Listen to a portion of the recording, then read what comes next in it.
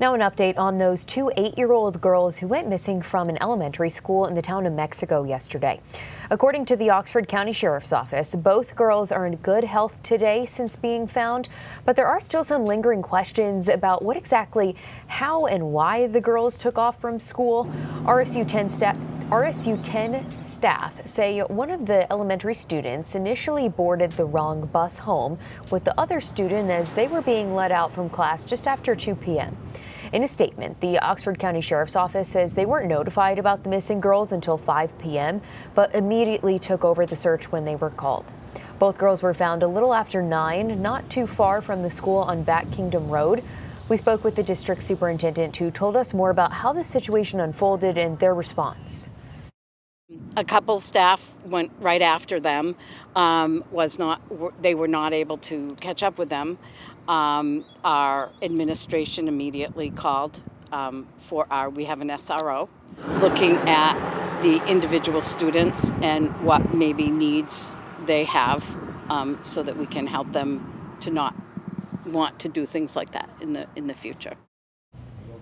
Now, one question we've been hearing from a lot of you: why wasn't an Amber Alert issued for the girls? So state police says Amber Alerts are only activated when a child under 18 has been abducted, not for runaways.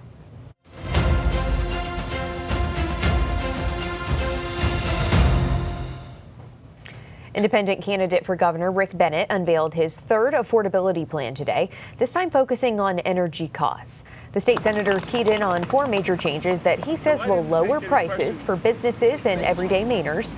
Bennet says he intends to restructure payment to utility providers through the Public Utilities Commission and work to expand access to home weatherization upgrades from Efficiency Maine. Bennet, who's a former Republican, also says he will create a Maine generation authority that's focused on renewable energy.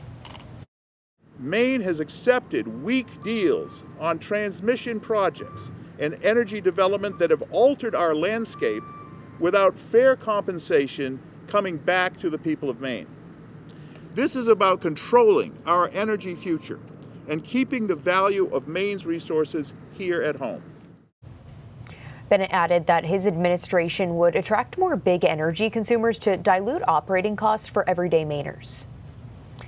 In Tennessee, the legislature has passed a new congressional map splitting up the state's lone majority black district. The redrawn district lines put Republicans in position to gain a seat in this fall's midterm election and secure full control over Tennessee's congressional delegation.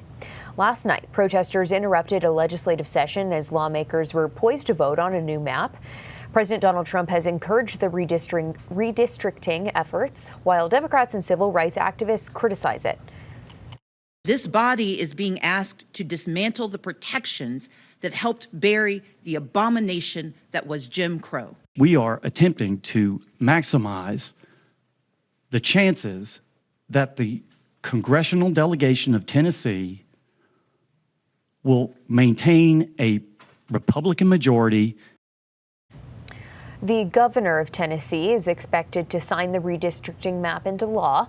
The move is part of a broader strategy in southern states after a Supreme Court ruling last week that weakened the Voting Rights Act.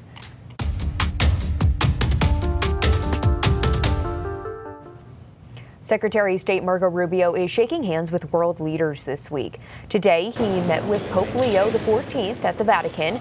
The sit-down comes after President Donald Trump criticized the head of the Catholic Church. That's because the Pope says he opposes the war with Iran and stands by the Bible's message of peace. Rubio denies this trip is related to that tension. He says it's part of normal diplomatic engagement.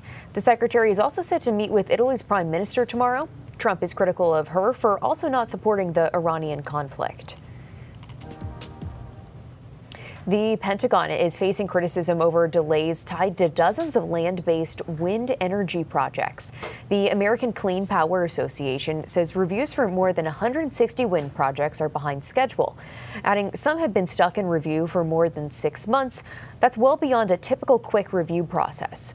The Pentagon says the process is, quote, complex and time-consuming to ensure turbines don't interfere with military readiness. The delays come as the Trump administration continues pushing against wind energy development, even on private land.